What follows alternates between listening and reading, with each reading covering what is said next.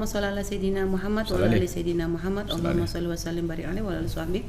Buya, ini hamba Allah dari Cirebon mau bertanya Buya, tapi di luar mau bertanya, jika ada seorang suami istri yang sudah jelas-jelas dilihat dari sisi zahirnya dua-duanya suka melanggar syariat, seperti si suami tidak bisa membimbing istri dan istri suka durhaka sama suami.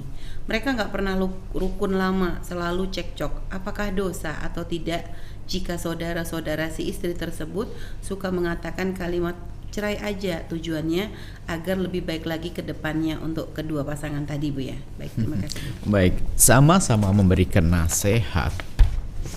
Tentunya kenapa nasihatnya langsung tutup poin harus perceraian? Kan masih ada langkah-langkah lain, upaya untuk didudukkan, diskusi dan sebagainya atau permasalahannya. Nah, jangan-jangan memang suka berantem karena seperti saudaranya yang keras kepala begitu. Jadi jangan gampang menyuruh cerai dan sebagainya, karena kita tidak tahu apa sih permasalahan yang sesungguhnya, kan begitu. Kadang permasalahannya wataknya memang keras semuanya. Nah, nikah dengan orang lain juga sama, serupa ketemunya atau bagaimana. Maka kalau sudah wataknya keras semuanya, hendaknya untuk mencoba belajar sabar, belajar ini. Nah, itu seperti itu. Jadi kalau menasihati ya, adalah nasihat yang baik dulu selain perceraian. Lah, kalau ternyata sudah dicoba, makanya harus dicoba. Ada penengah, dan kita sering menemukan orang seperti itu. Ternyata setelah adanya penengah itu sudah komitmen. Jadi kalau kamu marah tidak boleh ke istrimu, lewat saya. Istri pendidikan lewat saya, misalnya begitu loh. Jadi jangan langsung ngolok, jangan. Akhirnya semakin ada bimbingan nasihat itu ternyata juga berkurang itu. Kadang-kadang hanya perlu seorang suami, kenapa kok gampang marah kepada istri? Dia nggak enak ngomong cacatnya istri, ya kan? Tapi kalau melalui orang mungkin bisa.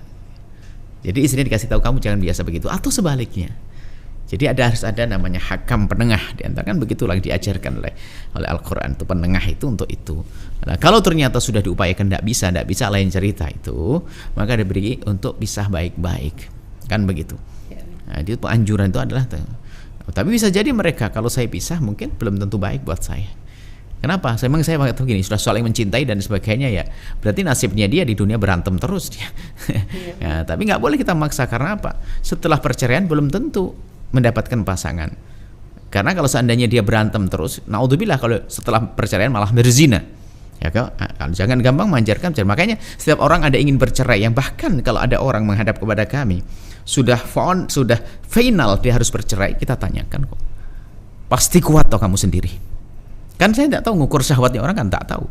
Bisa jadi mereka itu masing sering berantem tuh syahwatnya tinggi. Dia berpikir positif, kalau seandainya aku pisah nggak punya yang halal, apa yang aku lakukan? Lebih baik nggak apa-apa, aku siang ditempeleng sama suami tapi saya mendapatkan itu misalnya. Atau seorang suami begitu, istri saya ngomong begitu tapi malamnya saya dapat karena saya takut zina, takut haram, bisa saja begitu. Jadi jangan sampai Anda melihat dari sisi fisik dohir saja yang berantem, tapi ada kebutuhan pribadi yang terpikir. Makanya tadi ada orang sudah final, dia pokoknya mau cerai. Saya tanyakan, yakin kamu selamat di saat berpisah? Yakin? Bukan sekedar yakin, harus. Kadang-kadang mikir dia, karena di syahwatnya tinggi. Syahwatnya tinggi. Itu saja, semoga Allah menjaga dari zina, menjadikan hidupnya indah, ya, saling mencintai karena Allah. Wahai suami istri yang biasa berantem saja, langsung saya sampaikan, bagaimana kok Anda semacam itu? Anda beli saja apa itu, antara lalat tinju begitu tuh, atau Anda langsung cari kamar yang kecil begitu. Kalau Anda pengen marah, Anda masuk kamar deh begitu deh. Langsung kunci sendiri, zikir Allah Akbar, sholawat. Jangan di hadapan sang suami istri. Nah, istri kalau ini juga begitu, masuk kamar yang berbeda itu, bismillah pokoknya, atau pergi ke tempat yang jauh dulu, di kebun dan sebagainya gitu. Jangan menghadap suami nanti marah lagi. Biar biasa meredam lah pokoknya. Yuk, jangan biasakan dengan berantem tidak enak. Belum lagi berantemnya seorang ayah dan ibu itu kadang punya pengaruh besar kepada rusaknya psikologi anak. Paling tidak anak bisa tidak saling menghargai, tidak menghargai ayah karena ayah sering dicaci ibu. Mencaci ibu, tidak menghargai ibu karena ibu juga mencaci ayah. Tidak baik semuanya. Semoga Allah menjaga keluarga semua. Wallahu a'lam bishawab. Baik, Bu ya, terima kasih Bu ya atas jawabannya, dan semoga hamba Allah yang bertanya bisa memahami Bu yang sampaikan. Jadi jangan langsung memberikan solusi cerai.